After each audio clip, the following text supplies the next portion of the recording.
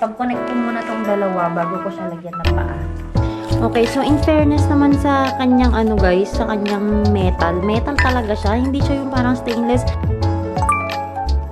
Good evening everyone! Welcome back to another vlog! Today is just a daily like something na vlog na share ko lang sa inyo kung anong ganap ngayong araw na to, ngayong gabi na to kasi as you can see guys, dark na outside. It's already 9:48 p.m.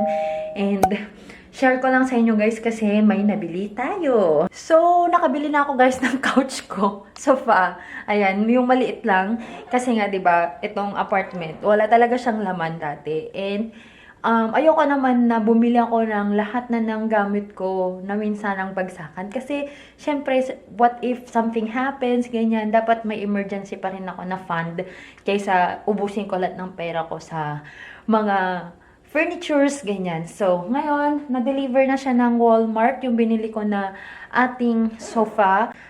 May mga iba pa akong in-order, pero matagal pa yung darating.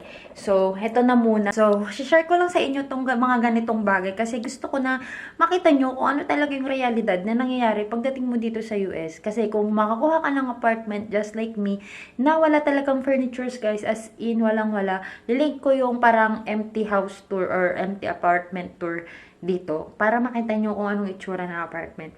Ayan. At least makita nyo kung bago kayo pumunta dito sa US, ay alam nyo yung i-expect nyo na possible na ito yung mga kailangan nyong bilhin at mga possible na gastos.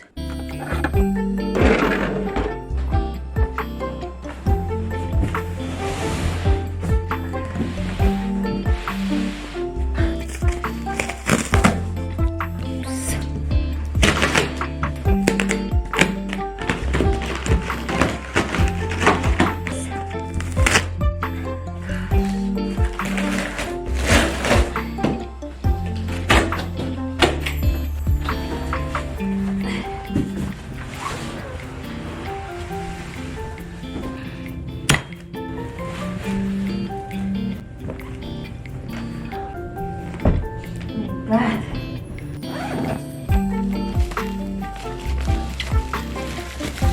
Binabasa ko pa rin tong manual guys. Though yung sofa kasi namin sa Pinas, kung napapanood nyo ako dati nung nasa Pinas pa ako, is similar to this, yung galing sa condo. Check ko lang muna kung complete ba yung mga gamit. Pag-connect ko muna tong dalawa bago ko siya lagyan ng paa. Okay guys, so ito yung kanyang hardware parts. Okay, so in fairness naman sa kanyang ano guys, sa kanyang metal. Metal talaga siya. Hindi siya yung parang stainless. Yung parang nasa amin kasi sa Pinas, parang siyang stainless lang na something. Kaya, nung umupo kami doon ng mga kaibigan ko, ay nako, nasira yung ganitong part niya. So, pina-welding ko pa yun nun eh, last year. Kasi, lagi kami nakatambay nun sa bahay, nasira. So, ito naman, sturdy naman siya in fairness. Yan, so medyo hindi na po natin nagigets ano. Yan, kasi yung nasa instruction ay magkaiba sila. So this one, ito, meron siyang dalawa dyan. So, dalawa dapat dito. Meron dapat isa dyan, tapos may ganon. Parang, ano ba, saan ba yun? So, dalawang ganon. Instead na nandun. Ayusin ko guys, mukhang mali yung paglatag ko. Para na-imagine ko. Ayoko na yung manual. Ginigigil ako. Ayan guys, na-gets ko na. Ako talaga yung mali. So, tas mali na naman yung paglatag ko. But anyway, baliktarin na lang natin. Ayan, so naayos ko na siya. So, similar na siya dito sa manual. Pero, like, I should be facing that way for me to understand it. Pero, sige, okay lang din.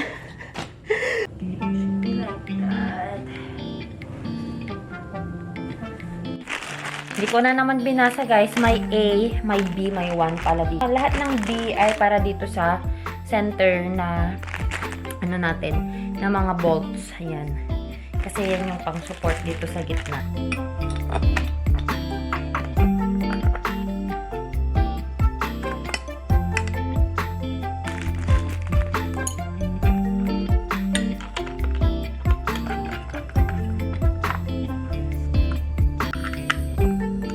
Alright guys, so tapos na po ang aking paglalagay ng kanyang mga leg. So, yun nga lang, mali talaga yung paglagay ko. Dapat itong part na to, paano ba? Dapat ma-flip siya eh. Dapat yun yung part na yun yung nasa wall talaga. Kaso pag i-flip ko siya pa ganito, pag ganun, pupunta na dito yung back part niya. So, yeah, let's try.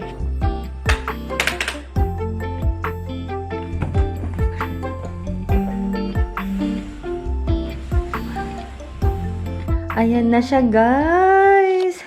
So, itong bed na to, sofa na to, kung nakita nyo, diba, pwede siyang gawin na sofa bed. Dapat ganyan siya kalayo pala sa wall. Para sakto lang siya pag ginawa kong sofa bed. As in, same nung sofa ko sa Pilipinas. Tapos ito, pwede siyang maging parang unan mo siya. Same dito din. That's it. So, finally guys, nagkaroon na nga tayo ng sofa dito. Pwede nang tumambay ngayon dito sa sala. Ang kulang na lang natin is TV. Tapos, ang nakakatawa guys, alam nyo bang unang in-order ko? Sofa, tsaka lagayan ng TV. Pero hindi pa ako nag-order ng TV. Inaantay ko na mag-Black Friday sale. Yung afford ko kasi na TV, hindi siya for delivery. So, baka, hindi ko alam kung anong gagawin ko. Siguro, next month or before the end of this month. Para at least, may magawa ko habang, alam mo yun, winter, di naman ako lalabas para gagala. At least man lang makapanood ako or makapaglaro ako. Gamer kasi. So, for this box naman guys, as usual, ilalagay ko to sa basement. Bukas na lang siguro. Hindi ako nang bumaba ngayon eh. So, ito pala yung dimension niya guys. So, 72 inches ang kanyang length. Para talaga siyang yung hinihigaan ko dun sa Ilocos. I mean sa Pangasinan kapag nanonood ako ng Netflix.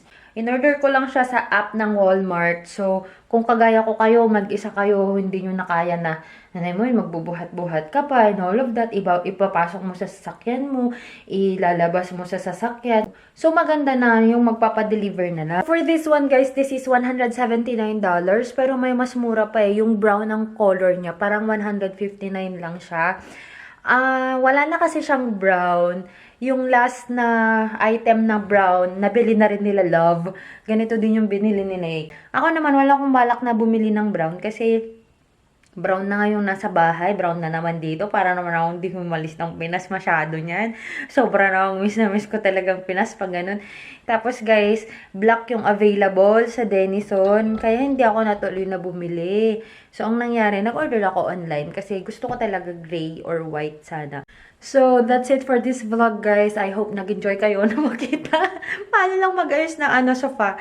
Para lang, gusto ko lang kasi talagang makita yung journey ko dito, ma-document ko yung journey ko dito para sa mga nurses din or sa mga immigrants din talaga dito, guys, na pupunta. So, kasi nung before talaga ako nagpunta dito, wala akong ka-idea kung ano ba yung mga ganito, magkano ba yung mga ganito. Hindi ko nga alam, kailangan ko palang bumili ng mga ganito, ganyan. So, yun guys, sana kahit pa paano makatulong tong mga vlogs na to para ma-prepare nyo rin yung sarili nyo kung ano ba talaga yung madadatnan nyo pagdating nyo dito sa US. Pero, hindi naman lahat ng panahon ay ganito. I mean, may mga apartments din na fully furnished. Pero, syempre, mas mahal yun. Eh, syempre, kung nagsisimula tayo, mas mahal yung monthly na may babayaran ka na mas mataas na rent kaysa sa bumili ka ng mga furnitures mo na mas mura lang. So, kaysa naman yung $200 or $300 ang itinaas dahil lang fully furnished. Eh, ano na yun? Sofa mo na yun, yung increase nun in 1 month. Ayan. So, yun lang guys. Be smart kapag naghahanap ng mga apartment. And, syempre, safety pa din is the main priority. And, yun nga, sana nakatulong ako sa inyo.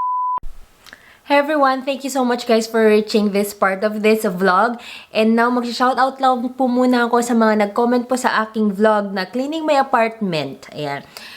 First here, shoutout to Risa. Hindi ko na nang mabasa yung niya. Risa Wintergen. Ayan, Risa Ynturijn. Shoutout din kay Sis Manilyn Gonzalez.